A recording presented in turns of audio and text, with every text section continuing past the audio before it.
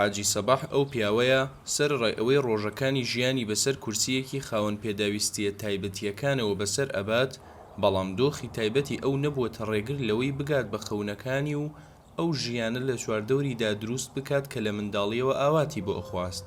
حاجی سەباح هەستاوە بە دروستکردنی باخێکی گەورە کە پڕە لە دار و درەختی جیاواز و مەڕووماڵاتی هەمە چەشن. هیوایەتم بووە لە مناڵیوە پێش ئەوەی وام لێبێ حەزم لە پشتانە بووە، حەزم لە زراعات بووە، حەزم لە باخچە و گوڵ و ئەم شتانە بووە. ئارەوڵ حەزم زیاتر لە شتی جوانی زراعی بووە.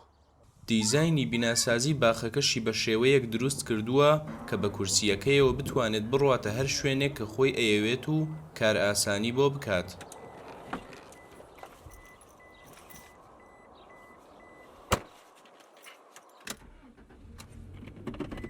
زیاتر زەیتون و خورمای تایە، تقریبا 80 داری خورمای تایە و باخێکی 2000 دارێکی زەیتونمانەیە و ئیتر چەند لیمۆیەکمانەیە.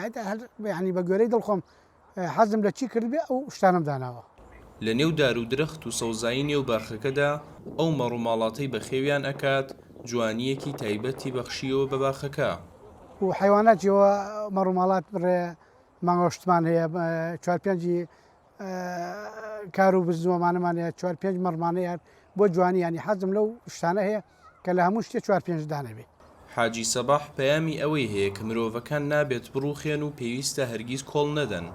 پەیاممان ئەوەیە کە ئینسان ڕووخاو نەبێ، لە ژیانە ڕووخاو نەبێ، ئەگە هەر چۆن بێ بکە من ئەبینم خەڵکی تر لە من خراپترە، لاین جوڵەی باشی هەیە و خەڵکی شەبینم ساغە هیچی نییە، پەکی کەوتۆ لە ماڵ هەر ینی توانای کار و شتی ماڵەکەی خۆشی نییە، ئەوەی تر ئینسان بە گوێرەی سەلیقەی خۆیەتی. لەم باخەی کە دروستی کردووە کە سوکار و دۆست و هاوڕێکانی زوو سەردانی ئەکەن و کۆمەڵێک یادەوەری خۆش بۆ خۆیان تۆمار ئەکەن. ئەو ساتە خۆشانش لە سایی سەری باخەکەی حاجی سەباحەوەیە کە خۆی بە کورسیەکەوە بە ناویدا گوزەر ئەکات. ڕێباز مەجید، دەنگی ئەمریکا، گەرمیان.